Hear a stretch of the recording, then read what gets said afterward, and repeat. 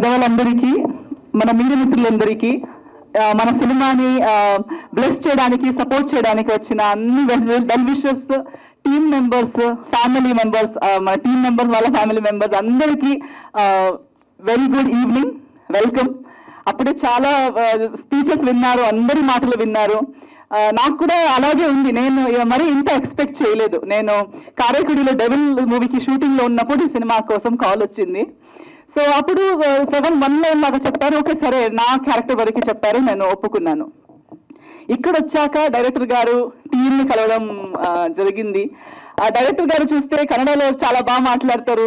ఆయనకి కూడా కర్ణాటక కనెక్షన్ ఉంది. సో అదొక కనెక్షన్, డిఓపి గారి కనెక్షన్స్, అందరూ ఒక్కొక్కరే పరిచయం అయ్యేటప్పుడు వాళ్ళలో ఉన్న ప్యాషన్, సినిమా మీద ఉన్న ప్రేమ, అది చూస్తే ఒక వేవ్ లెంత్ మ్యాచ్ అయిపోయింది. ఎలా అంటే డైరెక్టర్ గారు చెప్పినట్టు ఇప్పుడు చూస్తే we have become a family. We're not thinking of this as a project, ఒక సినిమా, ఇది ఒక సినిమా అంతే, ఒక అడుగు అంతే, కానీ we have actually made friends and family for life అన్నట్టు అనిపిస్తుంది.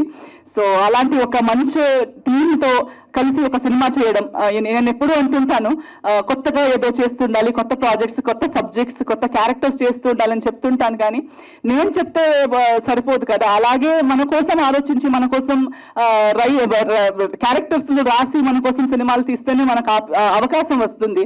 అలాంటి అవకాశం నాకు సంజీవ్ గారు ఇచ్చారు. థ్యాంక్ యూ సో మచ్ అండి. నా మీద నమ్మకం పెట్టి నన్ను అప్రోచ్ అయ్యి రోల్ ఇచ్చినందుకు చాలా థ్యాంక్స్. సినిమా వరకు చెప్పాలంటే, నాకు షూటింగ్ చేసేటప్పుడు ఓన్లీ నా ట్రాక్ వరకు మాత్రమే తెలుసు. సో పాపతో షూట్ చేశాను, హీరోయిన్ గారితో చేశాను, హీరో గారితో చేశాను. సో కొన్ని క్యారెక్టర్స్ వరకు మాత్రమే, నా ట్రాక్ వరకు మాత్రమే షూటింగ్ నాకు తెలుసు. సో అందరు చెప్పినట్టు పెద్ద ఎలా ఏం జరగబోతుంది, మల్టిపుల్ ట్రాక్స్ సగం వరకే తెలుసు, కానీ అవి ఎలా కొలైడ్ అవుతాయి, ఎలా అది ఒక స్క్రిప్ట్ లో మారిపోతుంది అనేది అప్పుడు ఇమాజినేషన్ లేదు. బట్ ఈ రోజు ఇక్కడ కూర్చుని నాకు అప్పుడప్పుడు అప్డేట్స్ ఇస్తూనే ఉన్నారు. 2 లాంగ్వేజెస్ డబ్బింగ్ నేనే చేశాను, తెలుగు కన్నడ. అప్పుడు రషెస్ చూశాను, అయినా ఇంత ఇమాజినేషన్ లేదు. బట్ ఈ రోజు సార్ ఎంత అంటే, this shows the good will that sir has. అంటే ఇండస్ట్రీలో ఎంత సంవత్సరాలు ఉంటామో, థ్యాంక్ యూ, ఎంత సంవత్సరాలు ఉంటామో, డబ్బులు సంపాదిస్తారు, ప్రతి ఒక్కరు డబ్బులు సంపాదించవచ్చు, ఫేమ్ సంపాదించవచ్చు. కానీ ఒకరు ఇప్పుడు సినిమా తీస్తున్నారని చెప్పేటప్పుడు ఎంత అందరూ వాళ్ళ బిజీ స్కెడ్యూల్ పక్కన పెట్టి ఒకరిని సపోర్ట్ చేయడానికి ఇక్కడ దాకా వచ్చి ఇంతసేపు కూర్చొని హౌస్ఫుల్, మీరు చెప్పినట్టు ఒక ఫస్ట్ అడుగుకి మంది రావడం అండ్ ఇంత సపోర్ట్ చేయడం, ఇదే చూపిస్తుంది సంజీవ్ గారు ఎవరు అనేది. సో నాకు పర్సనల్ గా అలా ఒపీనియన్ ఉండే, కానీ ఇంతమందికి కూడా సేమ్ ఒపీనియన్ ఉంటుంది అనేది నేను ఈ రోజు చూస్తున్నాను. So definitely Sanjeev garu, this film is just small glimpse of what Sanjeev garu is. So చాలా మంచి మనిషి, చాలా మంచి హ్యూమన్ బీయింగ్, ఆఫ్ కోర్స్ చాలా మంచి టెక్నీషియన్ కూడా. సో అలాంటి ఒక మనిషికి అన్ని బాగా జరగాలని నా కోరిక. ఇది నిజంగా మీ కెరియర్ది ఆది పర్వం అయిపోవాలి. ఇక్కడి నుంచి మీరు ఇంకా వెనక్కి తిరగకూడదు, ఇంకా ముందుకు వెళ్తూ ఉండాలి.